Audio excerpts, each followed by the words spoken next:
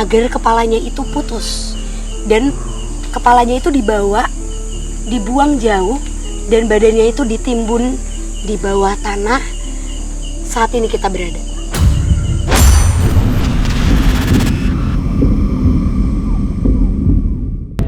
Perlahan tapi pasti mitos-mitos yang ada di tempat ini mulai terkuak. Banyaknya sosok makhluk astral yang menghuni tempat ini, bahkan sosok ini pula yang sering menampakkan diri di area belakang. Pernah disengin di sana, terus lihat anak kecil, pernah sini lihat perempuan cantik pakai kebaya. Adanya bisikan berua Tugarni Padepokan semakin membuat kami penasaran mengenai tempat ini. Kami pun mencoba untuk melanjutkan penelusuran di mana sosok berkebaya itu menunjukkan tempatnya. Sebenarnya kan tempat ini tuh tempat yang masih dekat dengan pemukiman masyarakat, betul, ya Fasya. Betul. Jadi kalau misalnya ditanya gangguannya besar atau tidak, mungkin dialaminya lebih sering sama masyarakat sekitar. Karena kalau pada pulang malam atau mereka-mereka yang lewatin tempat ini, mungkin sering kali ditunjukkan secara fisik sama makhluk-makhluk yang ada di sini, Fasya.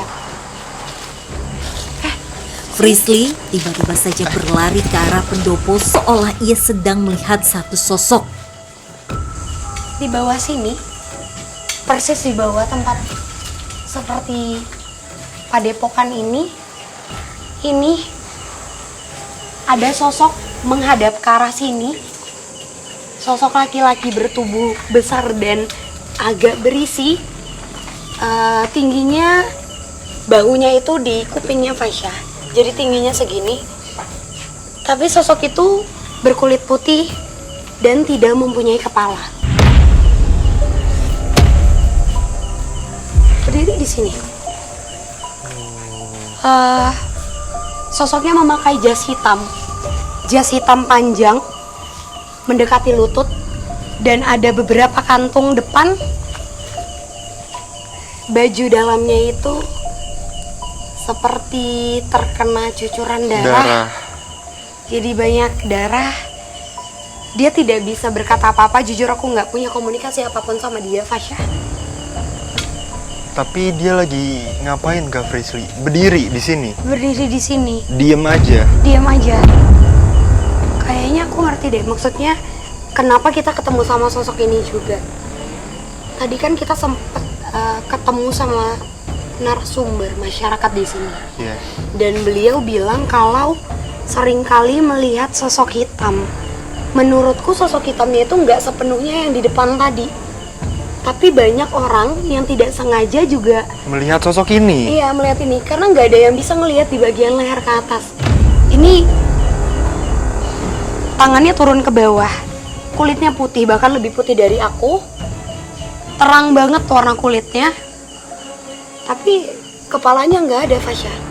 Dan sosok ini tidak bisa diajak berkomunikasi. Nggak bisa. Pokoknya mah ngelihat aja aku tinggi lah, besar udah gitu aja. Kayak ada yang jalan. Iya, kayak ada yang jalan dari belakang Bawah. sini.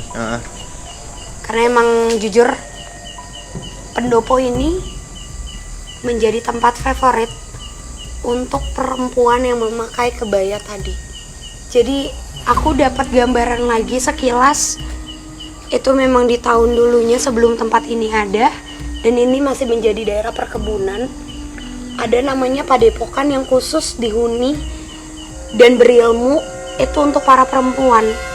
Jadi kalau biasanya kita tahu padepokan itu diisi sama laki-laki, kali ini padepokannya diisi oleh perempuan. Adanya sosok berkebaya di area pendopo ini ternyata juga sering dilihat oleh Pak Ishak yang bertugas sebagai pengurus kebun di sini. Nah, di sini ada cewek gitu, ibu-ibu yang pakai kebaya gitu, kayak pakai kebaya yang sini di pendopo loh. Dan sosok ini sepertinya menjadi sosok yang aku bilang tadi, agak rancung liatnya karena kayaknya ada hubungannya. Ada hubungannya sama sosok yang berkebaya kuno tadi. Oke, Kak Frisly, tapi mungkin aku mau balik lagi ke sosok wanita berkebaya itu ya, Kak Frisly. Dia itu berarti memang ada di tempat ini karena dulunya tempat ini padepokan. Tidak jauh dari sini menjadi padepokannya mereka. Padepokan para perempuan. Terus kenapa akhirnya dia memutuskan untuk pindah ke tempat ini? Kalau menurut aku karena ini kan juga masih asri ya Fasya, masih banyak Iya, pepohonan. banyak. Betul. Jadi emang mereka tertarik untuk menghuni di sini dan mungkin memang masih ada bekasnya, entah itu seperti bekas batunya atau bekas memang bangunan aslinya, atau mungkin malah ada bekas tulang belulangnya mereka yang memang ada di tanah ini. Oke, terus Nih sosoknya aja tinggi banget. Ini aku megang bahunya. kayak lanjut ke sosok wanita lagi ya Kak Frisly. Jujur di sini makin panas. Iya. Karena kayaknya emang beneran ada hubungannya nih Fasya. Sosok yang tidak mempunyai kepala ini ada hubungannya sama sosok perempuan yang memakai kebaya. Oke. Berarti sosok perempuan yang memakai kebaya itu tidak mengganggu di tempat ini Kak Frisly. Dia sering menampakkan diri, dia sering menunjukkan secara fisik walaupun dari belakang atau samping. Tapi untuk mengganggu secara personal itu tidak. Kecuali orang itu mempunyai hubungan darah atau secara garis keturunannya itu memang ada. Kami pun mencoba untuk mendekati Assalamualaikum. sosok wanita berkebaya yang dapat kita panggil dengan sebutan Nyai itu. Tapi Fasya, sebenarnya tanah ini masih berkaitan dengan prasasti yang sampai saat ini masih dikenal dengan prasasti batu tulis. Di mana sebenarnya di belakang Fasya dan juga di belakang Frisly, di belakang sini ada sosok berkebaya. Itu berwarna merah.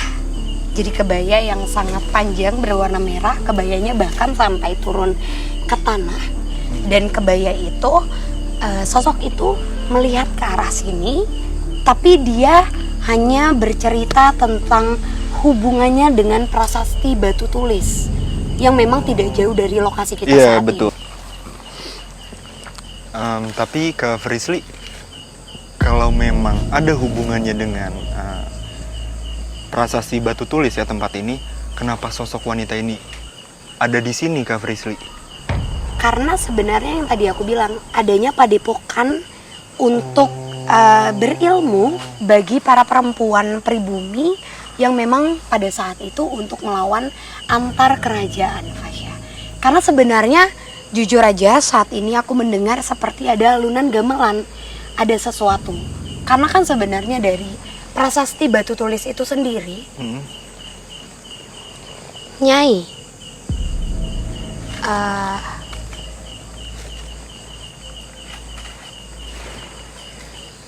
Oke, teman-teman, sepertinya Kak Frisly sedang berkomunikasi dengan sosok yang bisa kita sebut Nyai, yang dimana sosok itu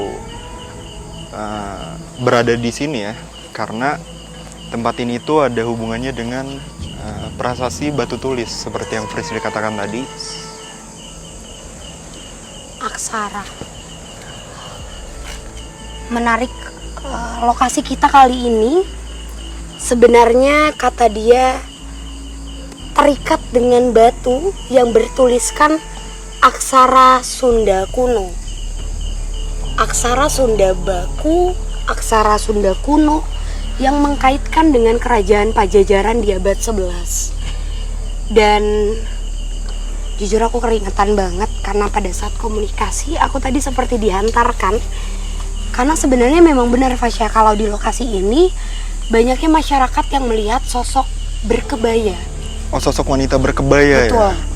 Penguasa daerah ini jauh lebih banyak dihuni oleh sosok perempuan berkebaya kuno yang mereka memang sudah hadir di abad 11, di abad 12, dan pada saat itu mereka adalah para penghibur bagi antar kerajaan. Jadi sebenarnya mungkin ini berkaitan sama sosok yang ada di bawah nanti kita temuin. Dan aku juga dapat poinnya. Ternyata sosok yang tidak berkepala itu adalah kompeni Belanda yang dihabisi. Pada saat zaman penjajahan, mereka dihabisi oleh para perempuan menggunakan belati. Jadi belati kecil itu memang kepalanya dipegang terus dihabisi sampai ditusuk berkali-kali agar kepalanya itu putus. Dan kepalanya itu dibawa, dibuang jauh, dan badannya itu ditimbun di bawah tanah saat ini kita berada. Oh, berarti sosok yang tadi kita lihat tanpa kepala itu, kenapa dia ada di sini? Karena dulunya dia memiliki cerita tragis di tempat ini, Kak Betul. Prisli. Sebenarnya mungkin itu karena amarah yang besar dari orang Indonesia ya. Orang Indonesia pada saat penjajahan. Jadi memang mereka tidak terima, lalu dihabisi oleh para perempuan. Sehingga antara sosok berkebaya yang saat ini sedang ada di ujung sana dengan sosok yang tanpa kepala yang saat ini kita bawa, mereka tidak pernah bertemu, Fasya. Jadi dua sosok ini bertabrakan. Ketika sosok perempuan berkebaya itu ada di padepokan, sosok tanpa kepala ini tidak ada di sini. Di sini nih kayak laki-laki tapi jangkung besar gini. Di pas di sumur burung. Aku dapat pesan juga bahwa bahasanya sebenarnya masyarakat sekitar sini sangat menghargai adat dan budaya. Jadi tidak akan diganggu oleh para penunggu atau leluhur dari prasasti tersebut. Tapi sampai kapanpun dan mau digunakan sebagai tempat apapun ini akan selalu menjadi jalur bagi kerajaan di abad 11 pada saat itu. Jadi nggak heran Fasya kalau banyaknya bertemu dengan sosok seperti siluman harimau, siluman kera, bahkan siluman ular yang lumayan besar, dan mereka itu gunanya hanya untuk menjaga kelestarian daerah sini. Jadi ini sangat positif Fasya, dan itu ada di bagian belakang kita. Saat ini mereka menjaga area belakang dan tidak berkaitan dengan tempat para pekerja yang tadi kita bahas. Oke, aku udah ngerti sih. Tapi mungkin masih ada satu hal yang perlu kita bongkar lagi Fasya, yang perlu kita temuin faktanya. Karena saat ini sosok perempuan memakai kebaya berwarna peach, jadi menuju kuning dan agak merah, itu dengan rambut yang setengah dikuncir. Dia mengajak kita untuk Ikut dia. mendekat ke arah sana. Sepertinya sih ada mata air atau perairan ya Fasya. Karena emang aku dapat gambaran kalau di sana dikelilingin dengan para makhluk-makhluk kecil yang tadi sempat kita temuin di awal. Oh. Kita oke. langsung ke arah Iya, sana. boleh Kak Prisli. Hati-hati Kak Prisli. Pelan-pelan. Assalamualaikum. Assalamualaikum. Nyai. Lewat sini Fasya. Sini.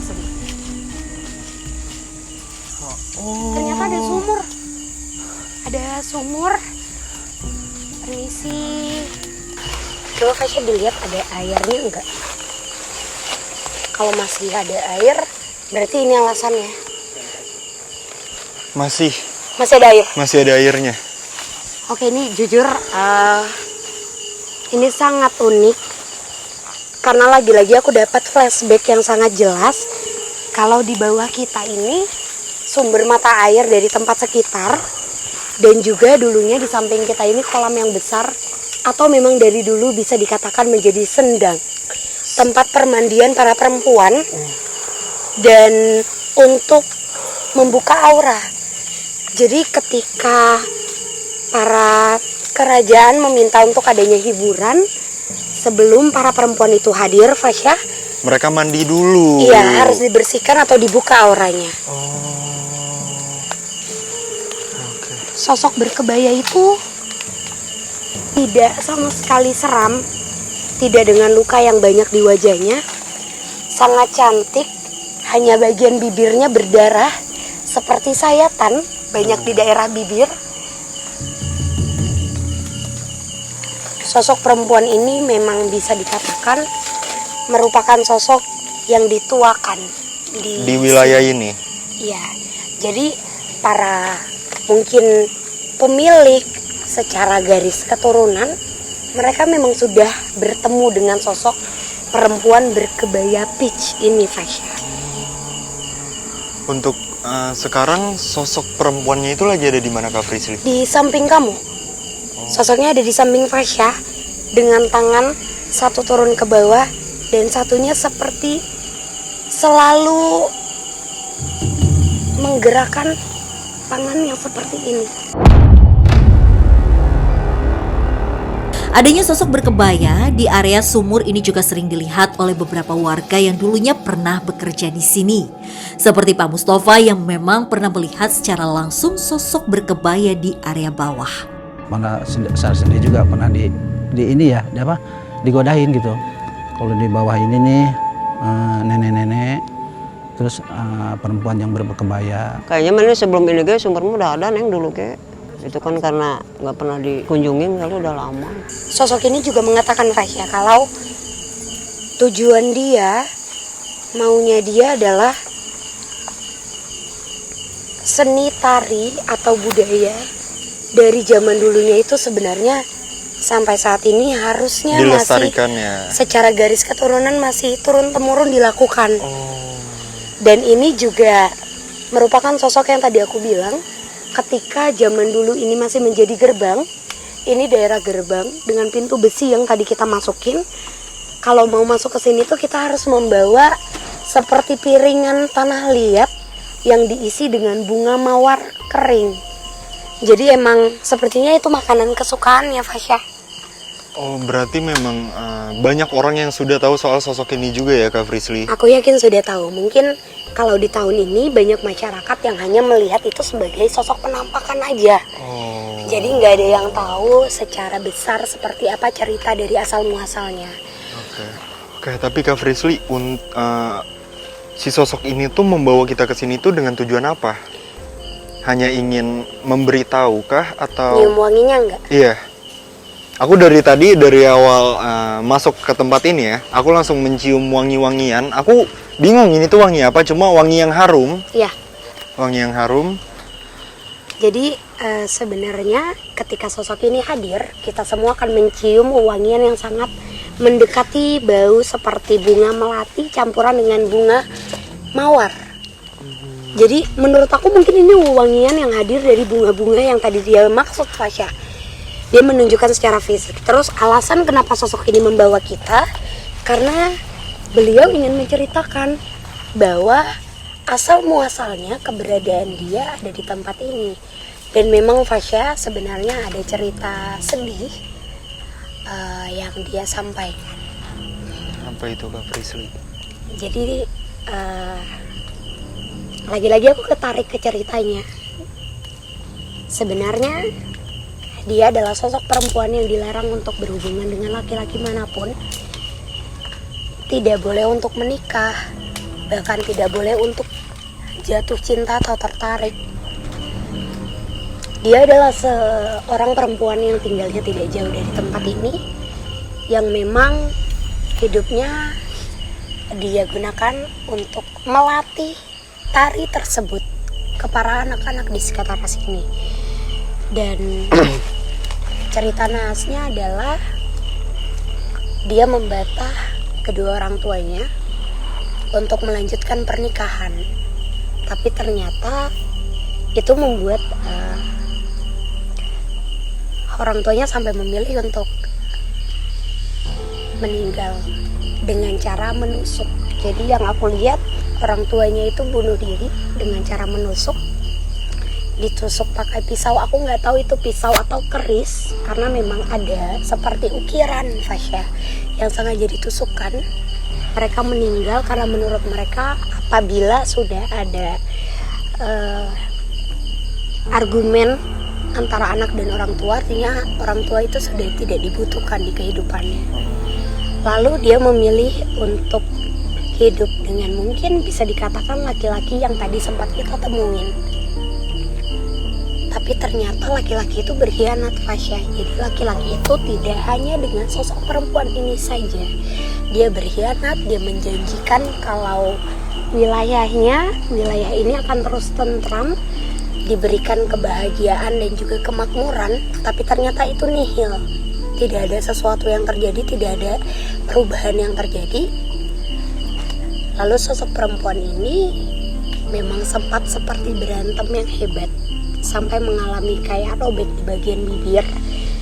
Dan sosok perempuan ini meninggal masuk ke bawah sini. Tapi dulunya sumurnya ini tidak kotak seperti ini, Fasya. Hanya Masih- seperti batu kecil yang dilingkarin. Oh. Jadi tanah, tapi di kelilingnya ada batu-batu Batu-batu kecil. kecil, Iya. ya. Jadi bukan yang dibangun tinggi seperti ini.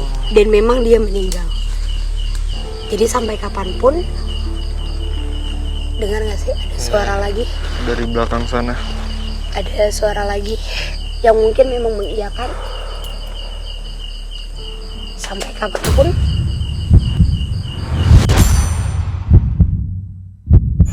dan memang dia meninggal. Jadi sampai kapanpun, dengar nggak sih ada suara lagi? Dari belakang sana. Ada suara lagi yang mungkin memang mengiyakan. Sampai kapanpun,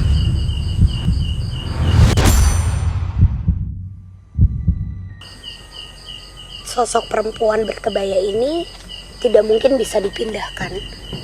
Tidak mau untuk dipindahkan, dan sampai kapanpun dia akan menyimpan dendam apabila di sini ada seperti adu argumen antara anak dan juga orang tua, karena dia merasakan penyesalan yang amat dalam, Fasya. Tapi memang sudah adanya komunikasi dari banyak orang sih. Dan mungkin itu juga yang tadi sempat dibahas sama masyarakat sekitar. Apabila mereka bertemu dengan sosok berkebaya, mereka paling ngalamin kayak demam tinggi, sakit, dan itu biasanya dia tunjukkan secara fisik ke orang-orang yang memang pada saat itu sedang adanya masalah. Dengan orang tua mereka. Adanya perdebatan itu pasti dia muncul. Berarti memang bukan semata-mata hanya mengganggu ya Kak Frisly. Memang ada alasan dari si sosok ini untuk mengganggu warga sekitar mungkin ya. Iya, dia juga ngasih pesan kalau dia tidak mungkin mau mengembalikan kepala atau memberikan gambaran di mana potongan kepala dari sosok laki-laki tadi itu berada. Jadi sampai kapanpun mungkin itu akan menjadi rahasia tempat ini.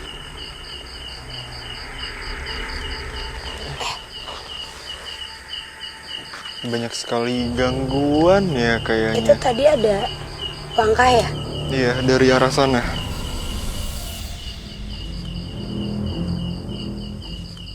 Oke Kak Frisly, dan juga tadi kan kita sudah bertemu banyak sekali sosok ya Kak Frisly. Itu apakah sosok-sosok itu ada kaitannya dengan tutupnya tempat ini? Kalau untuk tempat ini sendiri sebenarnya yang aku lihat tutupnya bukan karena jahilnya mereka ya, Fasya. Memang adanya kebangkrutan seperti tidak berhasilnya itu yang membuat tempat ini berhenti diproduksi kembali. Tapi yang jelas dari memang tempat ini belum menjadi tempat pekerjaan, sudah dihuni dengan yang tadi aku bilang adanya portal dimensi, adanya pintu dimensi, dan juga ternyata tidak jauh dari prasasti yang memang mempunyai gaib yang secara kental gitu. Jadi kelihatan banget kalau ini berada di tengah-tengah antara tempat-tempat yang mempunyai mistis yang kuat. Oke Kak Frisly, kita lanjut ngobrolnya di atas aja ya, di depan ya. Tempatnya kurang enak nih kayaknya. Tadi Dan juga rasa kita- panas dan banyak sekali gangguan. Boleh, Fasya? Kami pun memilih untuk pindah dari area sumur karena kami sudah mendapat banyak gangguan dari makhluk astral yang ada di sini. Oke Kak Frisly, kayaknya udah cukup ya penelusuran pada malam hari ini, karena Iya, aku Fasya. juga udah dapat jawabannya bahwasanya tidak ada kaitannya sosok-sosok di tempat ini dengan bangkrutnya ya pabrik jamu. Dan juga memang seperti penjelasan Kak Frisly, bahwasanya tanah atau tempat ini itu memang berdekatan dengan banyak tempat-tempat yang bisa dibilang tuh aura mistisnya masih sangat kuat ya, seperti Fasya, prasasti batu tulis, terus juga tadi di bawah ada perairan dan banyaknya makam para leluhur ya Kak Frisly. Dan aku juga baru tahu sih kalau memang tempat ini itu dulunya menjadi perlintasan kerajaan. Tuntas sudah penelusuran kami malam ini. Tak dapat dipungkiri lagi, memang keberadaan sosok astral sering menjadi gangguan bagi kita yang masih hidup. Akan tetapi, sebagai manusia kita harus saling menghormati keberadaan mereka. Sebab keberadaan mereka selalu ada dan berdampingan dengan kita. Oke teman-teman, ikuti terus penelusuran kami ke tempat-tempat yang penuh dengan cerita mistis, mitos, serta bikin kamu deg-degan hanya di GTV.